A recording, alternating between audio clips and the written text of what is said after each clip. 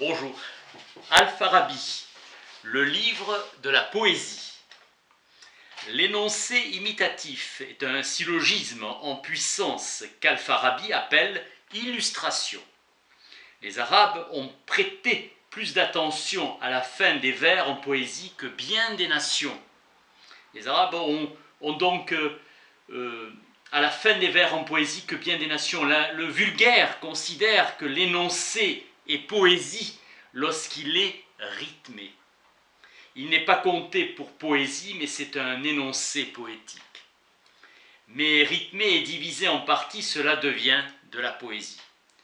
Pour la tenue de la poésie, il faut l'imitation et le rythme, l'énoncé rhétorique persuasif et frontalier. L'énoncé poétique imite la réalité sur laquelle porte le discours. Agencer le discours au moyen de réalités qui imitent la chose. Suggestion de l'image de la chose. L'objectif visé par les énoncés suggestifs d'image est d'inciter leur auditeur à accomplir la chose à propos de laquelle l'image d'une réalité quelconque lui a été suggérée. L'énoncé poétique, c'est l'illustration.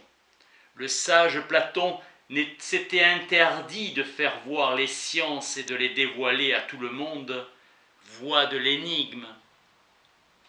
Le but du législateur est le désir du visage de Dieu, qu'il soit glorifié, que chacun reçoive la mesure concédée par la loi. Le bien est seulement relatif et non absolu. Ce qui aiguillonne vers la vérité est l'intelligence, et le législateur vise les choses qui procurent l'intelligence aux âmes. Plus les gens de la cité sont des hommes de bien, plus leur gouvernement est divin, excellent contre vicieux. En ce qui concerne l'âme des citoyens, leur habitus et leur situation, éduquer leurs âmes pour délaisser les actions qui sortent de la mesure.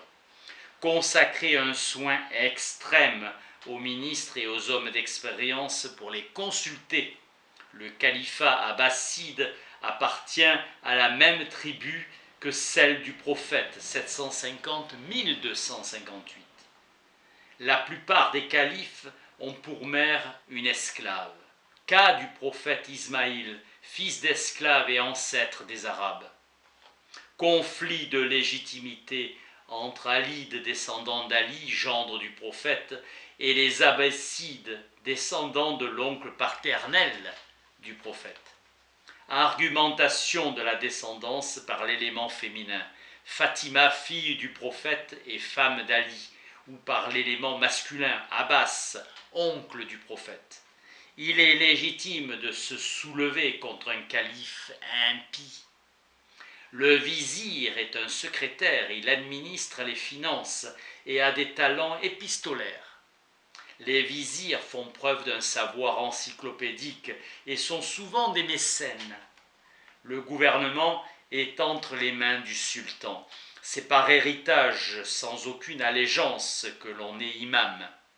La désignation testamentaire se substitue à l'allégeance. La maison de la sagesse a été créée en 832 de l'ère chrétienne. Bibliothèques et groupes de traducteurs qui ont participé à la diffusion de la culture grecque dans le monde arabe. La légende veut que Al-Mamoun ait rêvé d'Aristote et lui demanda « Qu'est-ce que le bien ?» Il répondit « Ce qui est bien selon la raison, puis selon la révélation, et ce qu'on a de bien aux yeux de tous. » Les premiers théologiens ont défendu une doctrine du libre arbitre. Dieu n'aime pas le mal. Le but de la politique est l'obtention du bonheur. Le bonheur défini comme perfection, accomplissement parfait des facultés de l'homme.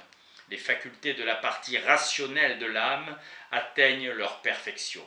4 choses sont divines: les vertus, les plaisirs, la musique et la loi. La valeur éthique est première. Les fêtes constituent le lieu de mémoire de la cité. Leur utilité est de renouveler la commémoration. l'acquisition de l'habitude est la vertu véritable. L'honneur est lié à l'éducation. L'ignorance s'oppose à la vertu qui se fait connaissance pour que la cité réalise la félicité naturelle et prépare la félicité future. L'imitation, c'est faire ce que le prédécesseur aurait fait en pareille situation. Le sage est celui qui sait passer du particulier à l'universel, de l'universel au particulier, sans commettre de sophisme. La philosophie doit prendre le masque de la sagesse pour mieux faire son entrée dans une société. La vertu s'oriente vers le bien, victoire contre soi-même. La cité vertueuse s'oppose aux cités imparfaites. La vertu est une habitude qui s'acquiert au prix d'une longue lutte contre les tendances opposées. L'individu vertueux est celui qui agit de manière vraie et correcte. Dieu est la vérité. L'individu remporte une victoire contre lui-même en s'appuyant sur ce qui est vrai, correct et droit au sens de ce qu'énonce la loi. Merci.